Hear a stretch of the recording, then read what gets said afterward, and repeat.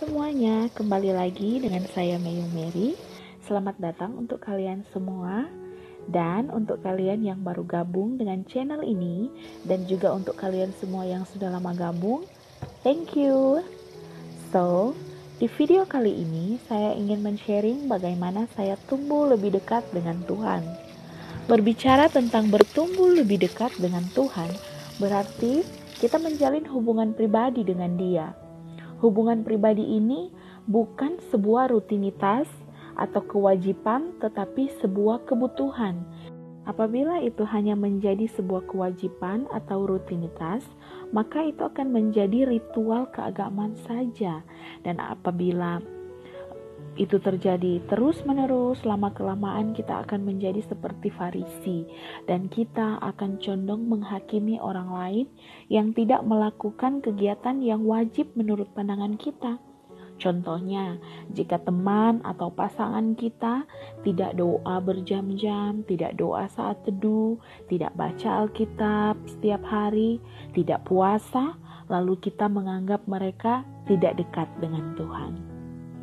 Sebenarnya, tanpa ritual-ritual itu, kita sudah dikasihi dan dicintai Tuhan, sebagaimana adanya diri kita. Namun, karena kita sudah sadar bahwa kita diterima dan dicintainya dengan cara yang luar biasa, maka ritual-ritual itu jadi bentuk cinta kita pada Tuhan. Ritual-ritual itu jadi cara kita untuk mengenalnya dan tumbuh lebih dekat dengannya. 7 cara atau 7 langkah yang saya lakukan untuk lebih dekat dengan Tuhan. Cara yang pertama adalah mencari tahu dan memahami siapa saya di dalam Tuhan. Apa identitas kita di dalam Kristus? Itu sudah saya bahas di video yang sebelumnya, dan saya akan taruh link videonya di box deskripsi. Kalian bisa langsung lihat di situ, kalian klik dan nonton videonya ya. Dan yang kedua, langkah yang kedua adalah memulai dan mengakhiri hari dengan doa dan ucapan syukur.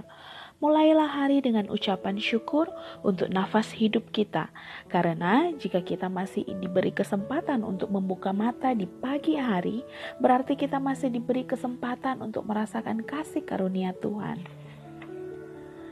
Tetapi oleh kasih karunia Allah, aku adalah sebagaimana aku ada sekarang, dan kasih karunia yang diberikan kepadaku tidak sia-sia, tetapi aku bekerja lebih keras daripada mereka semua. Tetapi bukannya aku, melainkan kasih karunia Allah yang menyertai aku. 1 Korintus 15 ayat yang ke-10. Dan di saat malam tiba, di saat mau pergi tidur melepas lelah, dan dengan singkatnya saya selalu berucap, "Thanks for today, God. Tidurku dan bangunku kuserahkan kepadamu. Aku membaringkan diri lalu tidur, dan aku bangun sebab Tuhan menopang aku." Mazmur 3 ayat 6.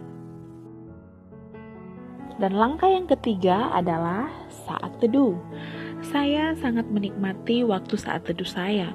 Inilah waktu saya berbicara dengan Tuhan secara pribadi dan intim, mengungkapkan rasa dan isi hati saya dengan bebas, memuji dan menyembah Tuhan. Di saat inilah saya bisa merasakan seluruh beban dan belenggu-belenggu dilepaskan. Dan ini tidak bisa saya ungkapkan dengan kata-kata. Kalian harus merasakannya sendiri, karena Tuhan mengenal kita secara pribadi, makanya kita harus punya hubungan pribadi dengan Dia.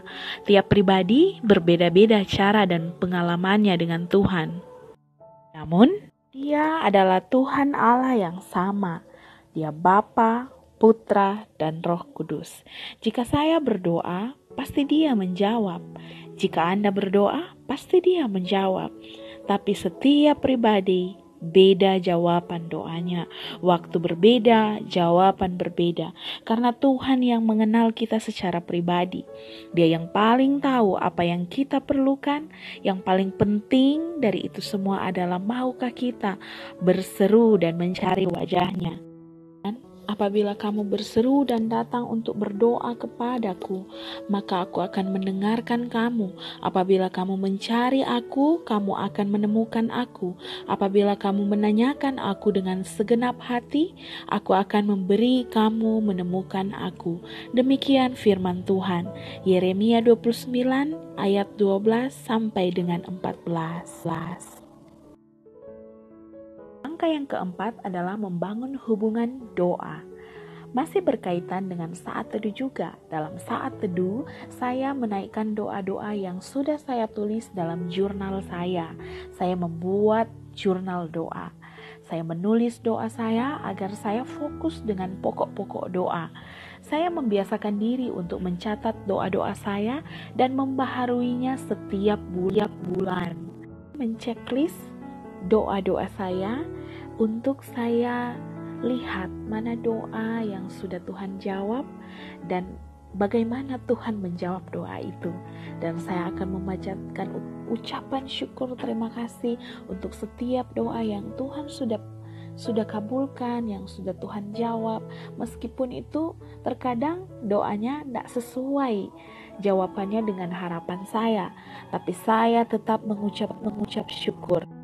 Saya pun mendoakan orang-orang yang akan ada di masa depan saya, seperti berdoa untuk calon anak yang akan Tuhan berikan kepada kami. Padahal saya belum hamil, tapi saya terus berdoa dengan iman yang terus bergerak maju. Anda pun juga yang mungkin masih single, Anda bisa berdoa untuk suami atau istri masa depan Anda. Mintalah hal-hal yang kau harapkan, meskipun Tuhan yang lebih tahu apa yang terbaik buat kita.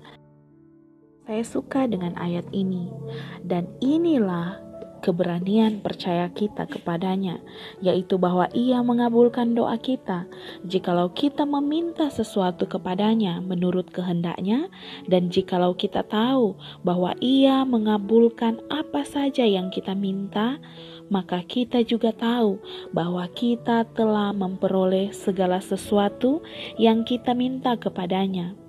1 Yohanes 5 ayat 14 ayat 15. Dan langkah yang kelima adalah membaca dan merenungkan firman Tuhan. Saya sudah pernah buat video tentang membaca dan merenungkan firman Tuhan dan juga tips membaca Alkitab secara keseluruhan dalam waktu yang tidak lebih dari setahun, dan akan saya taruh linknya di description box. Dan langkah yang keenam adalah mendengar lagu-lagu rohani.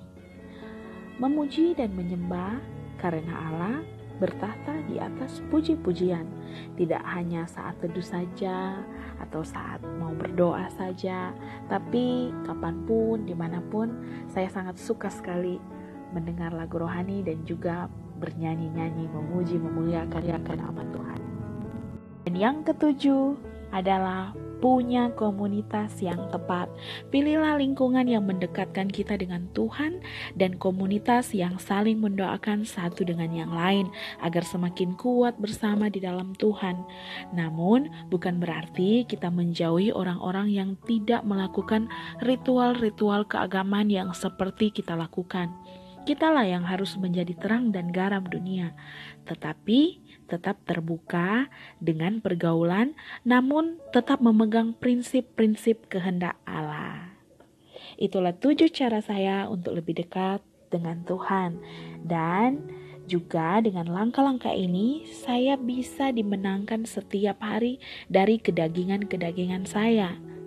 Jangan kita berpikir belum pantas untuk bisa dekat dengan Tuhan karena dosa dan pelanggaran-pelanggaran kita. Saya pun memulainya sekitar 3 tahun yang lalu.